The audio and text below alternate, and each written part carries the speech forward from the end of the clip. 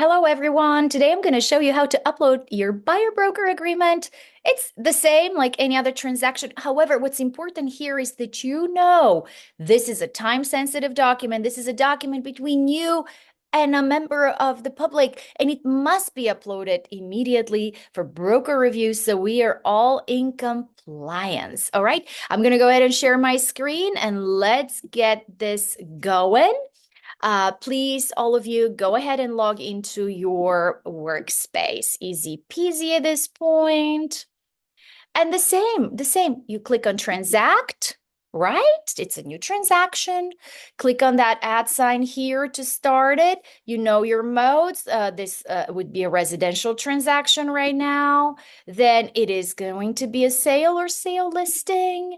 And I like to start in showing because if I haven't executed by a broker agreement, that means I'm showing homes or doing some form of related services to that buyer. So I'm going to click on showing.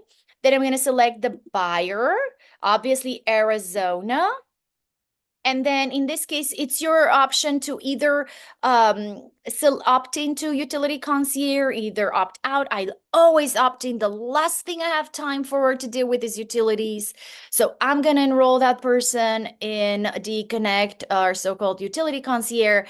And then I have to select my client. I'm going to say test buyer just because I already have one here. I'm going to select it.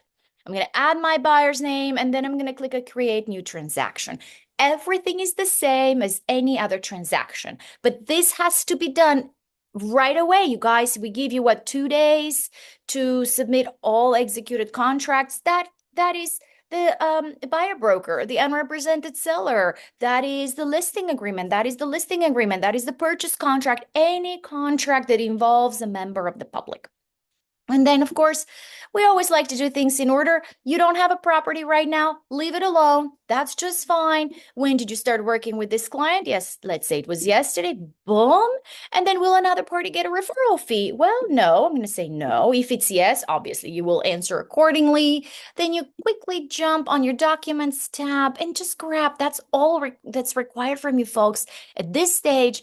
All you need is the buyer broker employment agreement or the show form. If you've chosen to do the buyer broker authorization to show, upload that one. It's either one's fine. And then the agency. So you go ahead and do that like we do for any other transaction.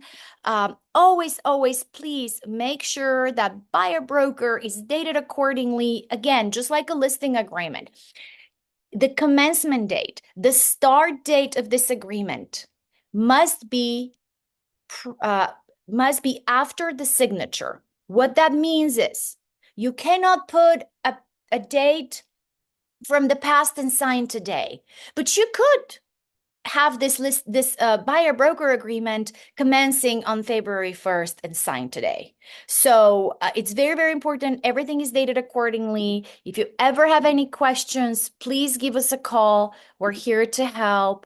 And make sure you have a buyer broker because the fines from AAR and MLS are very heavy and they apply to you folks, no matter if you're a realtor or just a real estate agent. Have an amazing day. I look forward to seeing you soon and call anytime.